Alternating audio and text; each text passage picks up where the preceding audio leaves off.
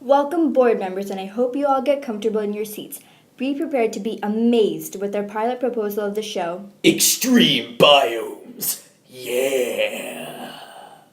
We are going to place our survival expert Hingle McCringleberry into the temperate grasslands, not to be confused with the savanna.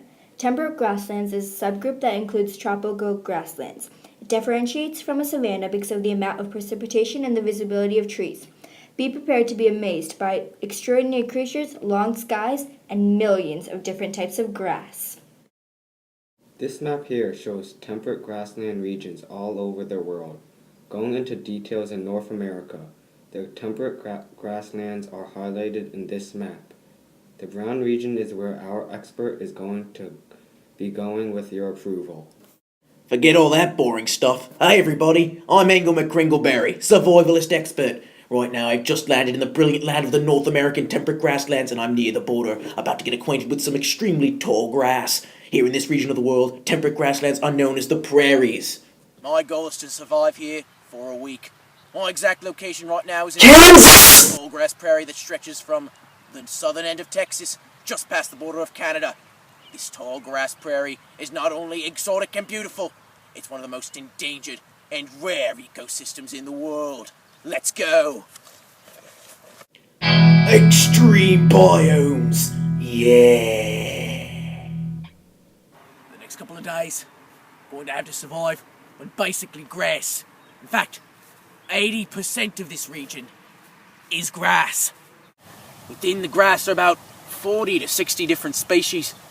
These forms of grass are typically sod-forming grass and bunch grass. The dominant forms of species here are the blue western, switchgrass, little blue stem, Indian grass, among others. Yeah, and of course, there's always dandelion.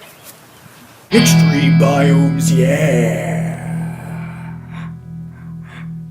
Other vegetation besides grass in this area include wildflowers and shrubs.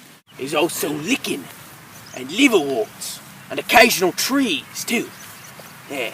Specific wildflowers include the wild blue indigo and the butterfly milkweed. That's there too. Rarely, in the upper more northern parts of the tallgrass prairie, there are rare aspen trees and deep-soiled areas of the prairies where you can find two different kinds of hickory trees, and even the bagnut hickory.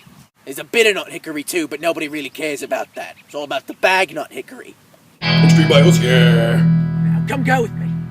We'll go see some wild animals which range from bison to prairie dogs. Here, we'll have some bison grazing the grass.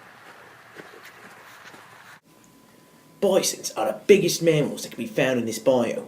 They graze the grass and have developed a mutualistic relationship with tallgrass prairies, and are also considered a keystone species within the tallgrass prairie region.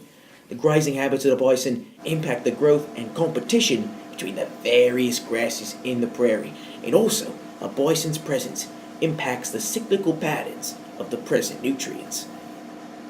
The more plants the bison eat, the less nitrogen is given off into the atmosphere, which is good for the overall prairie ecosystem. Man, these bison are boring. Other than bison, most creatures that live here are small and rodent-like. For example, we have the adorable little prairie dogs. They make their home by living in underground burrows. Each burrow is about 30 feet long and has a unique characteristic, which is where there's a specific number of chambers within the area for individual reasons. These creatures have a room in their burrow for enemy listening. I mean, who knew that stalkers can be found in even the smallest of creatures? Prairie dogs have families which are typically male-dominant. And over here, we have the lovely rodents known as the rat kangaroo.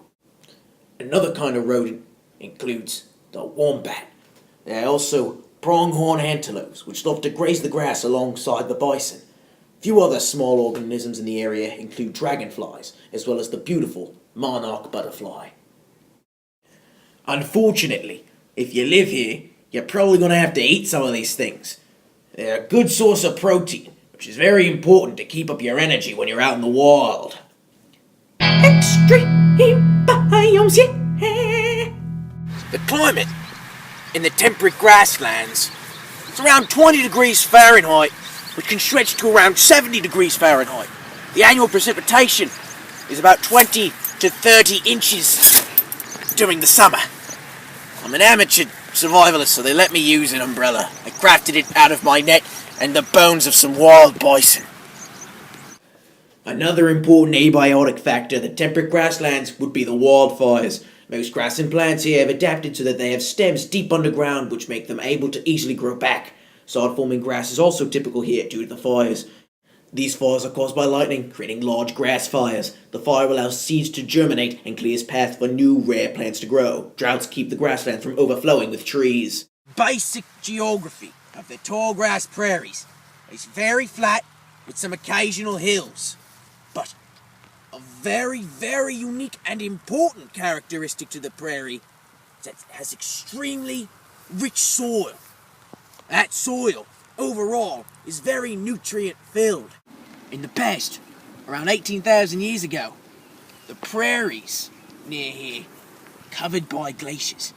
Due to the movement of the glaciers, the land was flattened and the melting ice was due to the waters which carried large amount of soil and water, which impacted the growth of the grass, creating such a diversity in the prairie.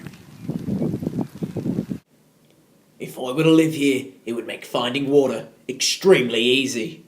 Extreme biomes, yeah. Well, that about wraps it up here. Join us next time for the epic conclusion of Extreme Biomes, yeah, in the temperate grasslands. Next time on Extreme Biomes, yeah. It's so boring out here!